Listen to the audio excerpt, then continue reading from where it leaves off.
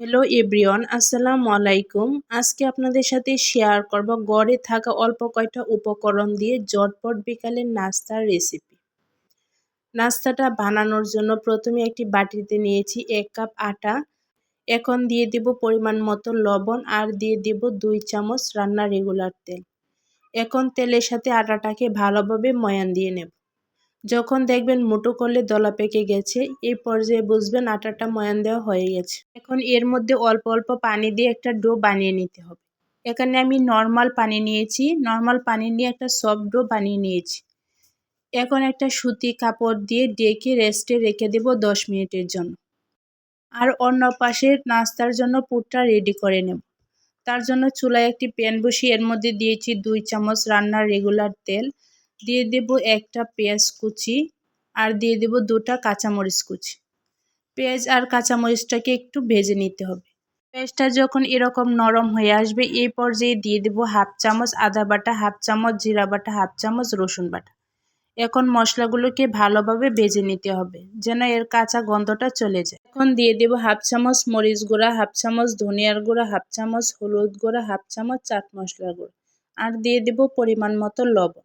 এখন মশলাগুলোকে ভালোভাবে মিশিয়ে নিতে হবে। ভালোভাবে মেশানো হয়ে গেলে এখন অ্যাড করে দেব কিছুটা পেঁয়াজ কলি আর দিয়ে দেব কিছুটা গাজর কুচি, দিয়ে মশলার সাথে ভালোভাবে ভেজে নিতে হবে। কিছুক্ষণ ভাজার পর এখন দিয়ে দেব আগে থেকে সিদ্ধ করে রাখা আলু। এখন আলুটাকে ভালোভাবে মশলার সাথে মিশিয়ে নিতে হবে। আলু আর মশলাটা যখন একসাথে মিশানো হবে তখন একটা সুন্দর ফ্লেভার ছড়িয়ে যাবে। দেখেন কিছুক্ষণ ভাজার পর কিন্তু আলুর পুরটা একদম রেডি হয়ে গেছে। এখন এর মধ্যে একটু স্বাদ বাড়ানোর জন্য দিয়ে দেব কিছুটা ধনিয়া পাতা কুচি, দিয়ে ভালোভাবে মিশিয়ে নেব। নাস্তার জন্য কিন্তু একদম আলুর পুরটা রেডি হয়ে গেছে। এখন চুলা থেকে নামিয়ে একটি সাইডে রেখে দেব। ফিরে এলাম 10 মিনিট পর, দেখেন ডোটা একদম সফট হয়ে গেছে। এখন ডোটাকে আবারও ভালোভাবে মথে নেব।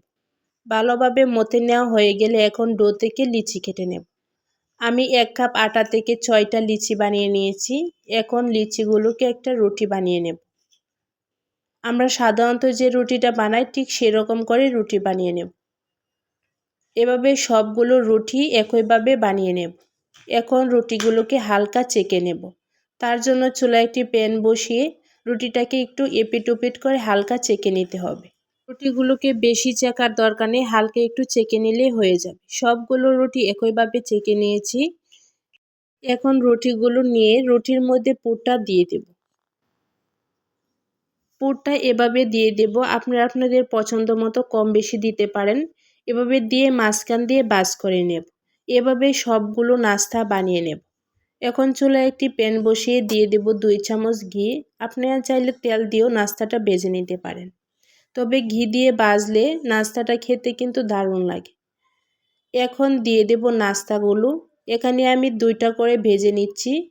নাস্তাটা যখন এক পাশে ভাজা হয়ে যাবে তখন অন্য পাশে উল্টিয়ে নাস্তাগুলোকে ভেজে নিতে হবে।